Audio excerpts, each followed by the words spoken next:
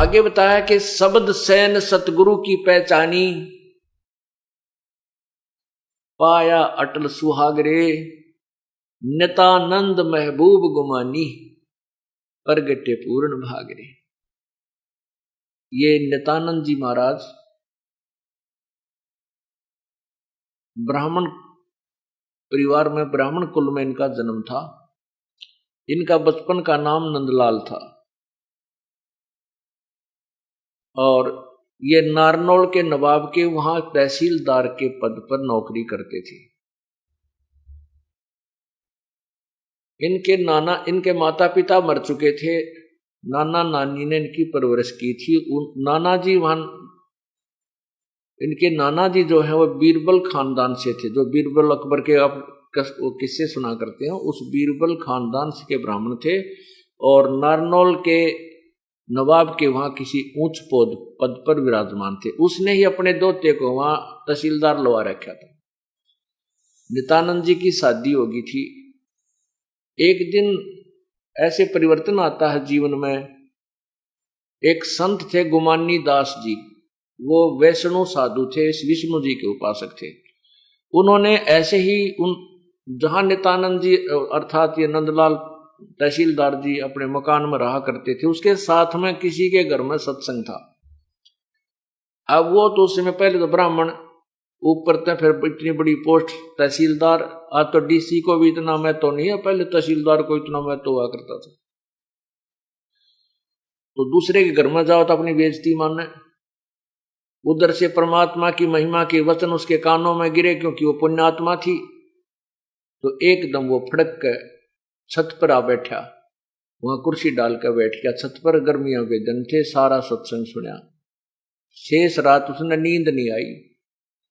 अब उस नित्यानंद जी ने सोचा, नंदलाल तहसीलदार जी ने सोचा कि भाई मैं फिर उन्होंने पता करवा लिया कि महात्मा कहाँ रहता है। पता चला कि यहाँ आधा किलोमीटर 1 किलोमीटर दूरी पर जंगल में इसका आश्रम है। तो नित्यानंद जी ने सोचा भाई नाम तो लेना पड़ेगा, परमात्मा की भक्ति के बिना तो जीवन बर्बाद हो जाएगा। वो उद्देश्य मन में सोच कर फिर ये डरे शर्म आवे कि वहां नगरी के लोग बैठे पाओगे, न्यो कहेंगे भाई एक तहसीलदार वहां गया ब्राह्मण होकर दूसरों के पास चरण छूता है, या मान बढ़ाई साथ में मरोड़ी लागरी। लेकिन उस पुण्य पिछले जन्म के भक्ति के प्रभाव ने नहीं टेकन दिया उसको। उसने अपने आप विचार किया कि मैं सुबह जल्दी चला जाऊंगा, वक्त से सुबेरे सुबेरे, तब तक नगरी के लोग नहीं जाएंगे। संत से उपदेश लेकर अपना शीघ्र आ जाऊंगा। इस उद्देश्य से घोड़े पर चढ़कर चल पड़ा। उधर से वही संत जी जिसने सिर पर उस्तरा फिरवा रखा था, कचकोला कढ़ा रखा था पूरा, और वो एक शरीर पर केवल एक तहमंद बांधे हुए, गर्मियों के दिन थे, अपने आश्रम से घूमने के लिए रस्ते रस्ते दूर आ रहा था।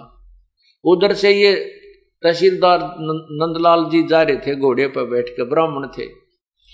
अब उसने देखा नंदलाल जी ने कि सामने एक व्यक्ति आवे, कति उस तरह फिराए। तो पहले सौन कसौन ज्यादा, सुकन अपसुकन गणे मान्या करते हैं ब्राह्मण लोग, तो गणे बहुत ज्यादा। तो उसने देखा कि मैं तो जा रहा था आज अपने जीवन का एक नया सफर शुरू करने के लिए, और ये मनहूस कहां से आ गया। तो उस तरह फिरवाए इसे। अब वापस जाना उचित नहीं समझा कि ये समय बार बार नहीं मिलता, नाम तो आज लेकर आऊंगा। पर उसने अपने हिसाब से सोचा कि इसके सिर में 2-3 ऐसे मार देता हूं, ये सुकून खत्म हो जाएगा। उस संत के निकट जाकर घोड़ा रोक लिया। ने बोला, रे कम वक्त, मैं तो आज एक बहुत शुभ काम के लिए जा रहा था, तू कड़े सुबह सुबह सिर माथे लगा, उसका 2-3 मारे सिर में। नु की ताम रहा तू यहाँ पर। न्यू कह कर फिर घोड़ा लेकर आश्रम की तरफ चल पड़ा। और वो संत ने देखा, अच्छा मूर्ख आदमी रहियो, दिखा था कोई अच्छा अधिकारी, शिक्षित, पढ़ा लिखा सभ्य व्यक्ति, इसने मेरे सिर में मारे, अच्छा मूर्ख। अब संत के साथ तो 100 टकरा करें, इसे वो को नहीं दान दिया करें, चल भाई आगे न चल पड़ा। संत जी अपना घूमने चले गए, वो संत जी के आश्रम की तरफ चला गया। वृक्ष का घोड़ा बांध दिया। वहां जाकर पूछा, भाई महात्मा जी कहाँ हैं। वहां रहने वाले सेवकों ने बताए, आ जाओ भाई बैठ जाओ। अभी आ जाते हैं। घूमने फिरने गए, स्नान करने गए। अब संत जी घूम फिर के स्नान करके नहर में, नदी में, और आकर उस अपने आसन पर बैठे जहां वही व्यक्ति घोड़े पर बैठा हुआ था, वो आसन से 4 फुट की दूरी पर बैठा रखा। सेवकों ने कहा, जा भाई यहां बैठ जा, महाराज जी यही आएंगे। अब संत जी ने आके देखा, ये तो वो बैठा भाई जिसने तेरे सिर में टोले मारे थे ऐसे करके। अब देख लिया उस नित्यानंद जी ने भी, ये तो वही महात्मा है जिसके ना तने बकवाद की थी। अरे तो बात बिगड़ेगी, उस संत नाम तने देखो जा। तेरे व्यवहार को देखकर वो अंदर ही अंदर बहुत दुखी हुआ, शर्मिंदा हो गया, नीचे को गर्दन कर ली, बोला को नहीं। संत जी जान गए कि ये अच्छी आत्मा का था और इसका कोई गलतफहमी होगी। तो उस गुमानी दास ने कहा, भाई बच्चों, उस व्यक्ति, उस नित्यानंद से कहा कि ए भगत जी, आप के जैसे एक व्यक्ति मटका लेने जाता है घड़ा कुम्हार के तय, और मटका लेने से पहले उसको बजा के देखता है।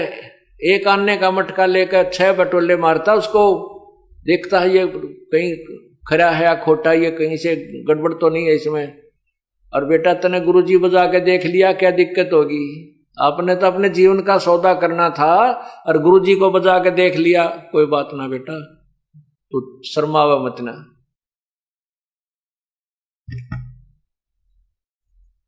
नित्यानंद जी और नंदलाल जो तहसीलदार जी थे, महात्मा के चरणों में गिर गए कि हे दीनदयाल, आप सचमुच दयालु हैं, आपने मुझे माफ कर दिया। नहीं, मेरा ये दुष्कर्म माफ करने अक्षमा योग्य नहीं था।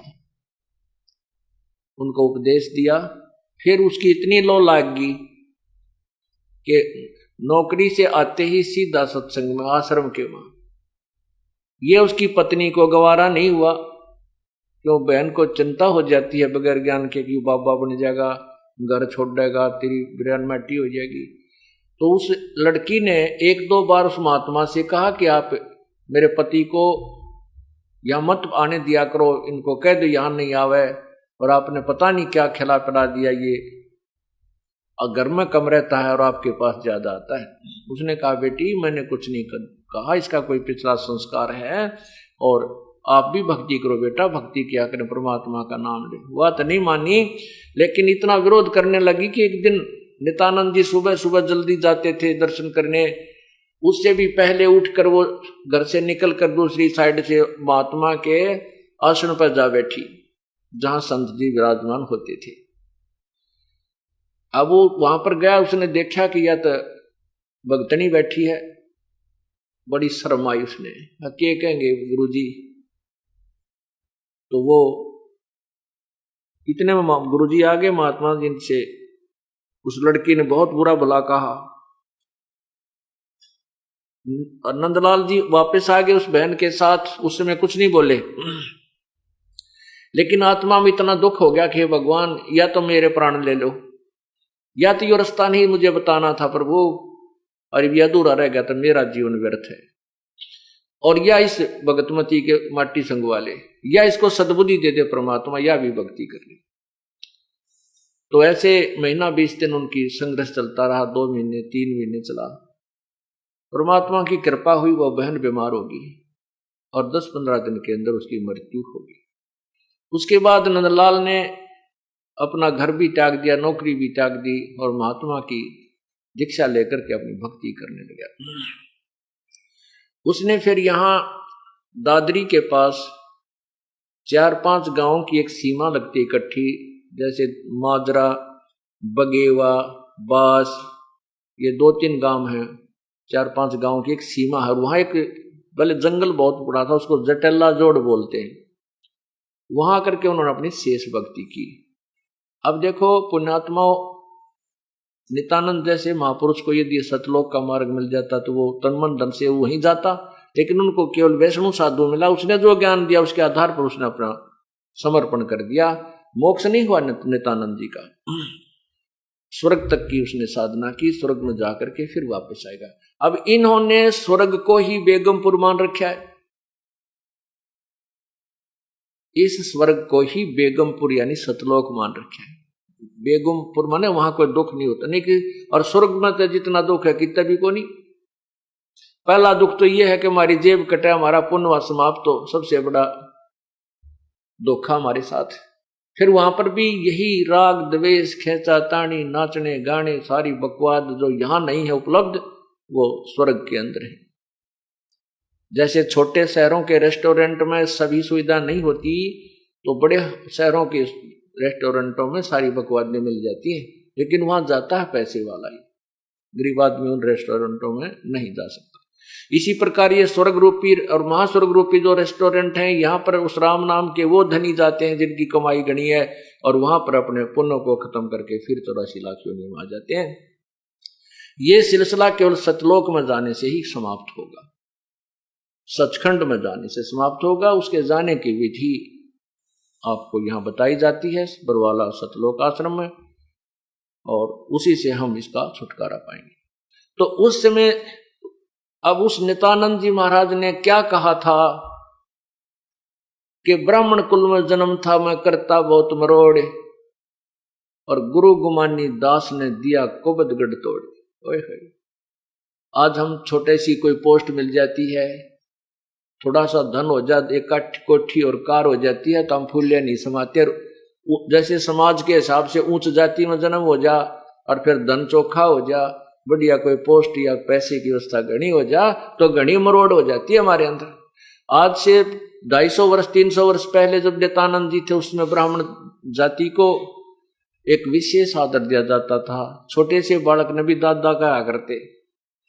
तो इस तरह उस कहते उस समय जब मैं इतना ऐसे ब्राह्मण कुल में जन्म था मैं करता बहुत मरोड़, बड़ा अभिमान किया करता था, और वो अभिमान मुझे नरक में डाल देता। वो कुबद का गढ़ था, उस कुबद के गढ़ ने उस संत ने तोड़ा, कुबद के गढ़ को संत ने तोड़ा, गुमानी दास गुरु ने तोड़ दिया, और मुझे एक इंसान बना दिया, एक भक्त बना दिया। ब्राह्मण कुल में जन्म था मैं करता बहुत मरोड़, और गुरु गुमानी दास ने वो दिया कुबद गढ़ तोड़े। फिर